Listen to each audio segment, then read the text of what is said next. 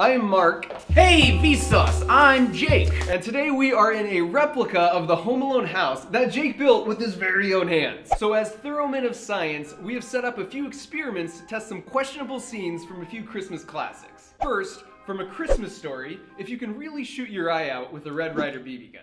And then from Elf, what happens if you actually get hit with a snowball at 95 miles an hour? And finally from Home Alone, what happens if you get a blowtorch on your head for 7 seconds? Not yet, Jake. No? Yeah. No. And these will be the first time that we're running these tests, so we truly don't know what's going to happen. But as firm believers in the scientific method, we're going to test our hypotheses and then see who is closer to the final result. And the winner gets to keep the leg lamp behind us. What happens to the loser? The loser has to wear Ralphie's pink bunny suit. Ooh, yeah. You ready to do this? Yes, let's do it. Let's go.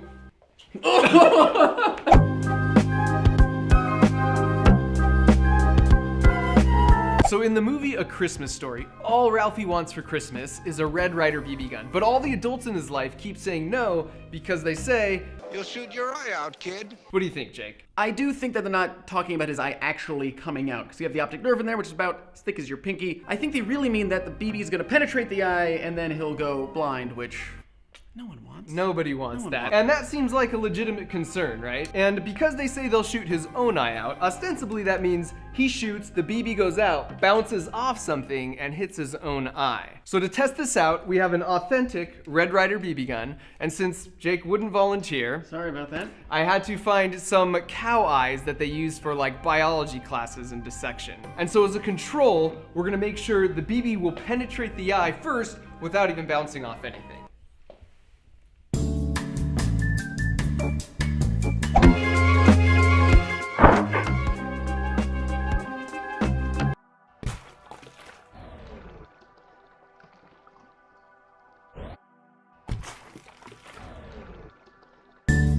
All right, so that went straight through. There's like no issues. The real question though is the ricochet, right? That's true to the movie. So on this next one, we're gonna have the BB come straight, it'll hit the steel plate and then bounce into the eye. So will it make it through the eye? I think yes. I mean, as you said, it had so much energy, it went all the way through the eye. I think it'll hit the plate, ricochet off, go right into the eye, no problem. I think it's gonna hit the plate, it's gonna like put a dent in it, it will lose a bunch of energy, and it'll hit the eye but won't actually penetrate it. Okay. So take a moment to guess in the comments below who's right, me or Jake, but probably me, and let's check it out. Yeah, let's do it.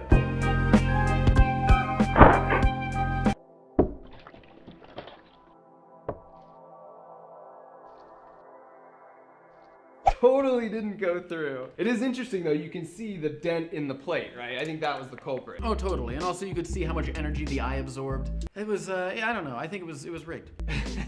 It's a fair point though. A cow eye is definitely thicker than a human eye. So if that were Ralphie, that's bad news, Yeah. right? Like 500,000 people a year lose their eyesight due to like eye injuries. So eye protection is definitely important, but most importantly, I won this challenge.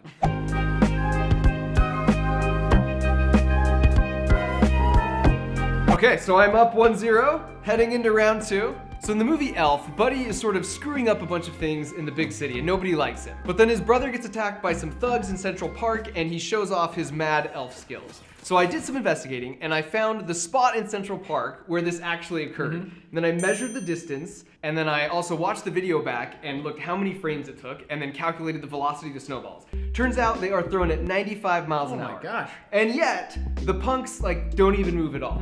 So the question for round 2 is, would you fall backwards if you got hit by a snowball at 95 miles an hour?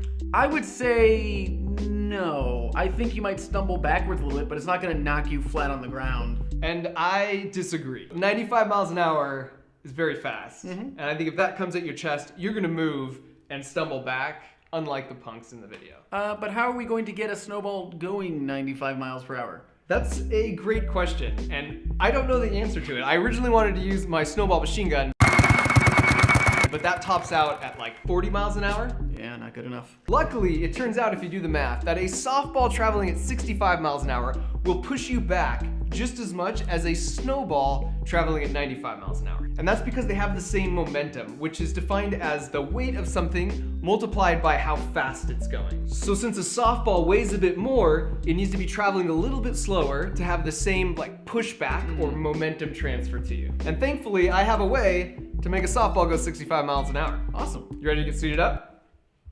What? Why? Oh, you lost the first round, so losers always. But no. Yeah. We don't have to do this. That's fine. You lost. 3, 2, 1.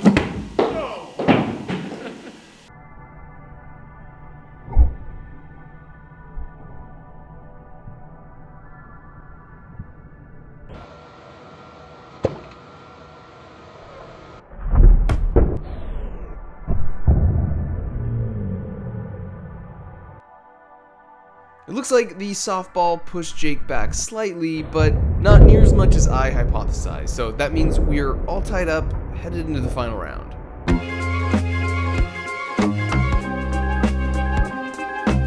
So in the movie Home Alone, Kevin is defending his house from the wet bandits with all these amazing homemade booby traps, which we actually made a video of that on Jake's channel, Vsauce3, so you should go check that out. One of these booby traps is in the kitchen, so when Joe Pesci walks in, the blowtorch goes off with like 4,000 degree Fahrenheit heat, and he just sits there and takes it for 7 seconds, after which he runs with his head on fire for an additional 4 seconds and plunges his head in the snow. And in the end, this is what the damage looks like. I, don't think that is realistic at all. I agree, that seems like an underrepresentation of the damage that would have been done. So to test this out, the good news is we actually have a volunteer. Oh, that's lovely.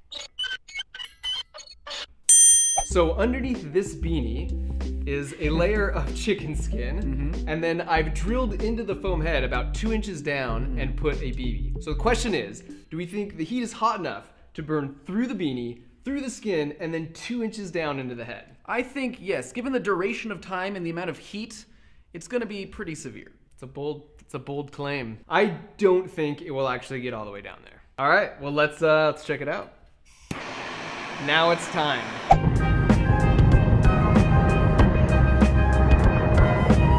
After filming this video, I was curious, so I talked with a couple expert surgeons from the Arizona Burn Center, and they told me that if this actually happened to you, in less than a second, you would have a 3rd-degree burn.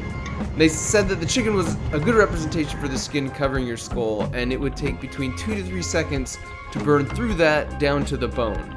At that point, you've still got 8 seconds left, and your skull would protect your brain so it wouldn't be fatal, but it would be so damaged that you'd probably need skull reconstruction to replace the charred portion, and that carries with it complications that can be fatal. Moment of truth. Let's see. This doesn't look like it's gonna... Ah! Yes! There it is! Oh man, okay, so the BB is exposed. Very exposed. Curse you! So a disappointingly hearty congratulations to Jake for winning. He gets to keep the amazing leg lamp. We actually made a video in this exact same spot on his channel. Aren't you forgetting something? Like I said, on Jake's channel, we went beyond just the blowtorch scene from Home Alone to see if some of the other booby traps would actually kill you. So go check that out.